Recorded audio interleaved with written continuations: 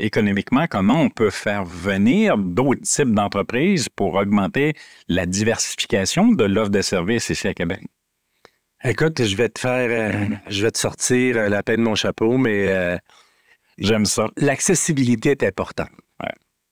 L'accessibilité, il faut que Québec soit accessible au monde. On a parlé dernièrement TGV, TGF, il y a un projet qui se travaille, OK, puis qui avance très bien. Et on croit beaucoup à ce type de projet-là.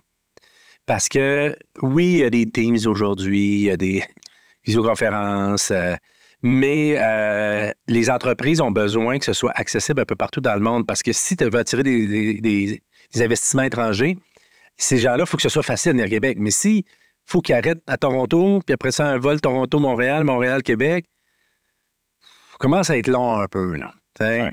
Alors, je parlais de l'aéroport tout à l'heure, de réussir à avoir des vols directs. Et aussi à TGV, TGF, demain matin, si on fait 1h15 Montréal, et après ça, Toronto, ça devient un game changer. Parce que ça change les habitudes des gens, ça rend accessible Québec. Puis on dit souvent, là, Québec, c'est pas c'est pas juste le point d'arrivée, mais c'est le point de départ de cette ligne-là. C'est le type d'investissement que les gouvernements peuvent faire qui peuvent aider énormément au développement d'une ville. Ça, là, un TGV, TGF demain matin, c'est un game changer pour attirer des entreprises ici parce que c'est facile de venir à Québec. C'est facile pour eux, mais c'est facile, puis on parlait de l'offre de transport en commun sur le territoire de Québec, c'est facile pour les employés aussi. Parce que demain matin, si on veut attirer des gens ici et les retenir, ben, il faut les déplacer.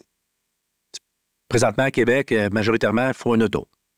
Oui. Puis les nouvelles générations ne veulent plus nécessairement avoir 2 autos. Un, ça suffit. Alors, il faut améliorer l'offre de transport en commun. On a parlé tout à l'heure. Il faut des logements. Il faut des logements abordables. C'est pour tout le monde. Alors, c'est pas juste un secteur, une affaire. On parle d'être... alors, s'il y a d'autres villes comme Montréal qui l'offrent plus facilement, ben, ils vont en tirer plus à ce niveau-là. Alors, la mobilité dans un territoire, la mobilité entre villes, que ce soit des villes américaines, que ce soit... Alors, je reviens toujours aux infrastructures. Ouais. Dans une ville comme Québec, c'est primordial. Si on veut avoir une croissance dans le temps, alors, il faut toujours le garder en tête. C'est des gros investissements, c'est beaucoup de milliards, c'est dérangeant. C'est dérangeant. On va le voir avec le réseau structurant, tramway, la ville va être ouverte en 2, là. Mais ça amène la ville dans un autre niveau. J'ai une employée qui vient de Bordeaux, elle a connu l'arrivée du tramway à Bordeaux. Elle était là il y a 20 ans. C'était l'enfer. Elle dit, on va la ville en 2. Puis nos bureaux qu'on travaillait, c'était en plein de vent.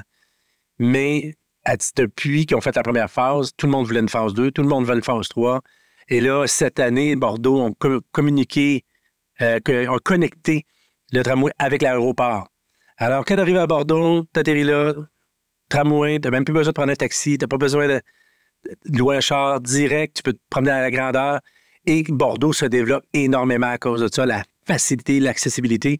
Alors, il faut rêver grand pour Québec à ce niveau-là et ça ne se fera pas sans infrastructure majeure.